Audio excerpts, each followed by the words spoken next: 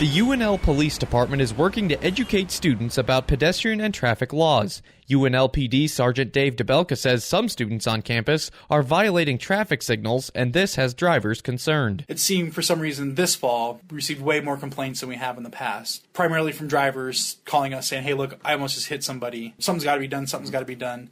When we get multiple complaints, we just can't turn a blind eye to it. After receiving complaints about students crossing the street unlawfully at the 14th and Vine intersection, DeBelka says officers were sent out to monitor that intersection to make sure pedestrians are following traffic signals. We're not there to write tickets and ruin people's day or anything like that. Our goal really is just education and just having people make sure that they're just waiting for the crosswalk. But DeBelka says 14th and Vine isn't the only area of concern on UNL campus. 16th Street is kind of another problem too, between kind of Vine and our street. Just people coming out of like the Catherine Pound Nyhart courtyard areas. Just a lot of people crossing there. UNLPD has already handed out 8 jaywalking fines and at least 10 official warnings this semester alone.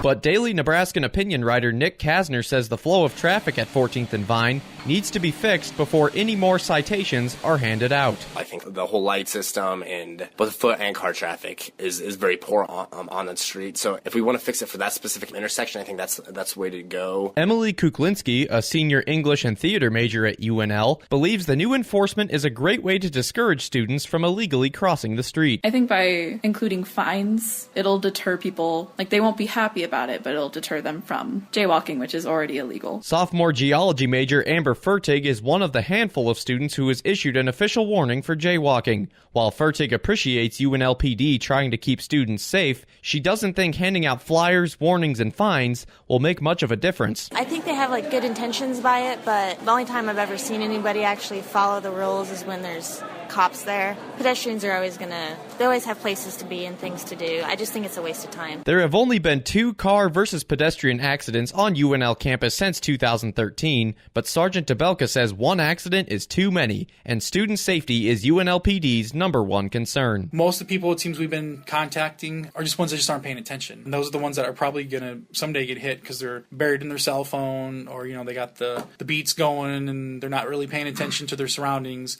Now we're to the point where we've done as much education as we can, so we've kind of moved into an actual enforcement phase. Reporting for KRNU, I'm Tommy Rezach.